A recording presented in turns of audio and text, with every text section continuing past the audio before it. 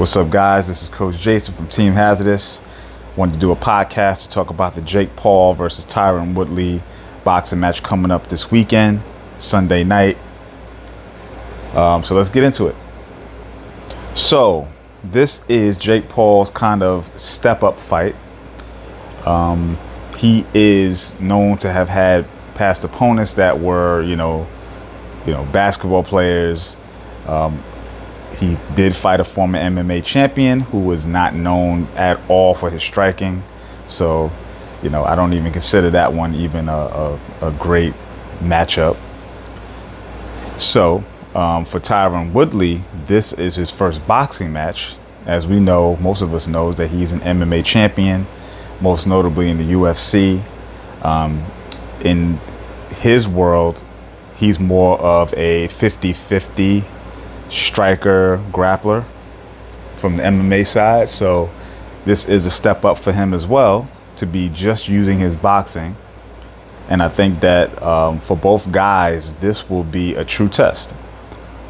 I don't know who stands to gain the most. Obviously, I think that for Tyron Woodley, there really is no win here. I think that, he's already a proven combat sports athlete. And he's already kind of a seasoned one as well, probably at the tail end of his career. So for him, this is more about money, probably, and maybe a little bit of grudge match. For Jake Paul, this is a chance to prove himself even more against someone who's a little bit more legitimate of a threat in terms of his striking ability. Now, let's not be confused. Tyron Woodley is not a boxer. He is not a career boxer.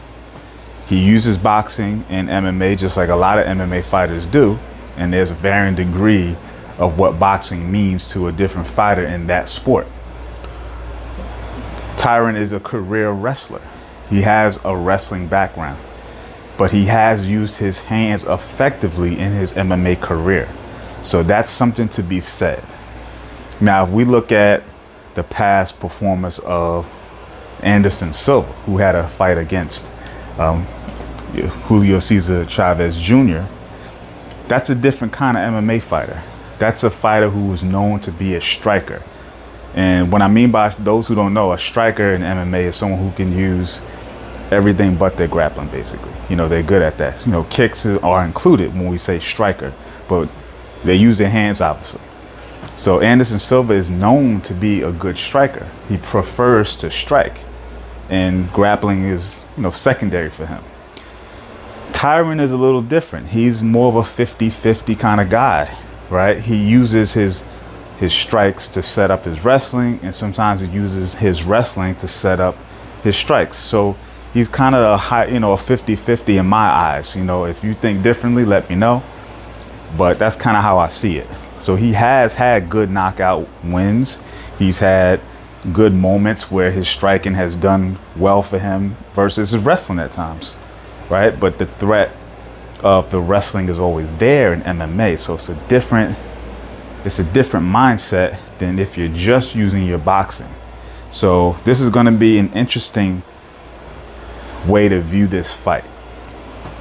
So if Jake Paul somehow wins this fight, I think it really shows that he's taking it seriously, because every fight that he's had has been slowly kind of inching his way into a more serious endeavor, right? And I don't want to give him too much credit now, because, he's still a YouTuber at the end of the day who's had mediocre opponents.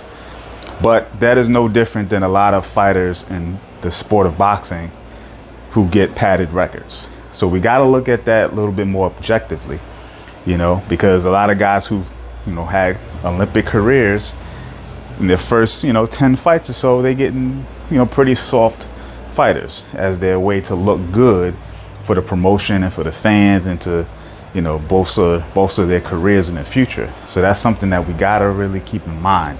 This is not all that different than what's happening for a lot of these prospects who are, highly touted early in their careers, fighting guys who, yes, they might be boxers, but how serious of a boxer are they? in comparison to them, who might have had, long amateur careers and serious, national amateur backgrounds. So for Tyron, I think there's really more of like shutting the guy up. It's more about, for the fans who don't want to see this kind of thing happen, does he shut the door on them to say, you know what, thank you for doing this to Jake Paul. Jake Paul's the heel. It's almost like WWE. He's the heel, and you just want to shut him up, right? You want the good guy, seemingly to just put him away, right? So that's what I think this is. So not sure if I'm even going to watch it, honestly, but I'm interested to see what the result is going to be. And I don't know what this will mean for the future in either case, right? Does more fights like this continue to happen even if Jake Paul loses? Does that momentum of that underdog who isn't a career fighter, quote unquote, still happen?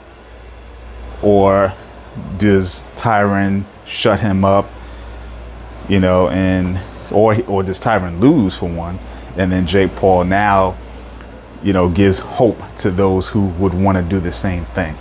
So that's just my 2 cents. Let me know what you guys think. Leave me a comment, like, subscribe on the various social media channels, and speak to you soon.